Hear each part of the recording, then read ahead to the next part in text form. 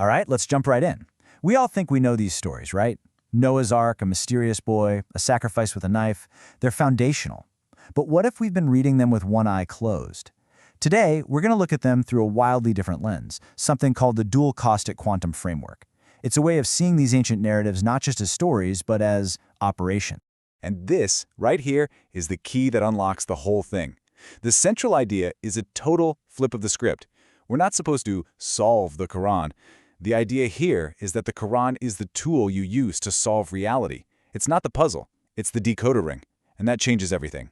So let's get into it. What exactly is this dual caustic framework? Well, imagine for a second that reality isn't just what you see. Imagine it's running on two channels at once, two interconnected layers that are always interacting, always shaping each other. Let's break down what those two channels are. Here are those two channels. On the one hand, you've got what's called the light caustic. This is the world of signs, the stuff you can see and touch, the physical boat, the actual boy, the sharp knife.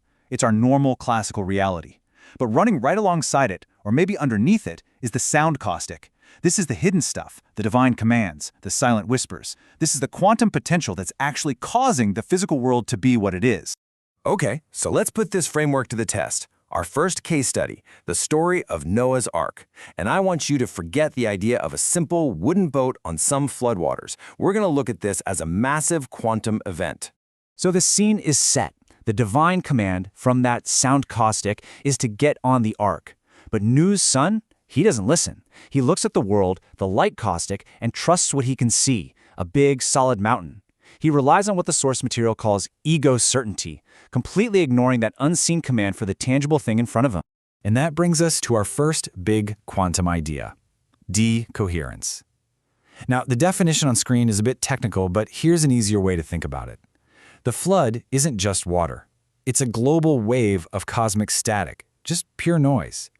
And this noise just dissolves anything that isn't protected, anything that isn't coherent. It forces everything to collapse out of a state of potential and just fall apart into chaos. So, let's put the pieces together. The ark isn't wood, it's a bubble of pure guidance, a coherent state totally shielded from that cosmic noise. But Nuh's son is outside the bubble. He's not connected, not entangled with it. He's a classical object trusting another classical object. So when the decree comes down, he is not of your family. It's more than just a family matter, it's a quantum statement.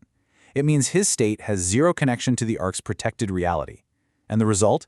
He gets slammed by that noise field. He decoheres. He's not just drowned, he's erased, absorbed into the static. All right, on to our next story, and this one gets even stranger, because we're about to move from dealing with the present to taking action on things that haven't even happened yet. We're talking about editing the future. So, this is the famous story of Moses journeying with the mysterious Khiḍr. And Khiḍr does things that make absolutely no sense on the surface. He damages a perfectly good boat. Why? To save it from a tyrannical king who hasn't even shown up yet. And then he does something truly shocking. He takes a young boy's life. The justification points to a future corruption, a rebellion this boy would have caused. This introduces our second quantum principle, preemptive severance.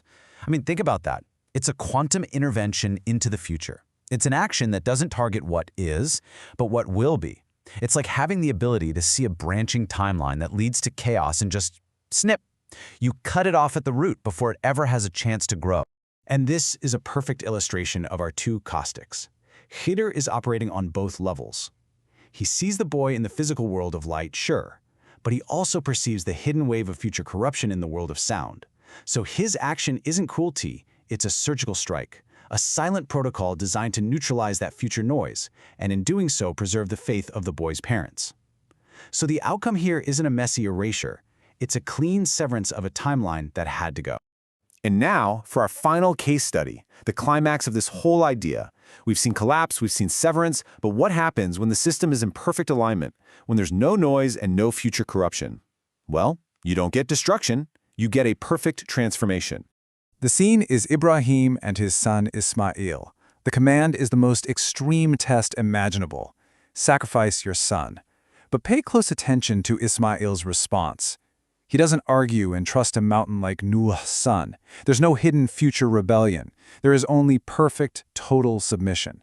He aligns himself completely with the divine command before the test even begins.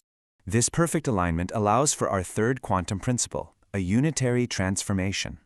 This is something special. It's a seamless, perfect evolution. Because the system, Ismāʿīl's will, is already in a state of maximum coherence, there's no friction, no resistance, and so no chaotic collapse. Instead, death and life basically become the same thing, allowing for an instantaneous transition without any harm. So what's really happening? Ismāʿīl's soul is already in what this framework calls the ground state of submission, zero entropy, maximum coherence. There's no ego fighting back. So as the blade comes down, it meets zero resistance. There's nothing for it to cut. The system performs what's called a non-local swap. His state is replaced by the ram's. He passes right through the event. The great sacrifice is just the visible proof of this invisible, perfect transition. The outcome isn't erasure or severance, it's instant re-emergence, a seamless shift from life back to life. So we've looked at 3 stories, 3 totally different outcomes: erasure, severance, and re-emergence.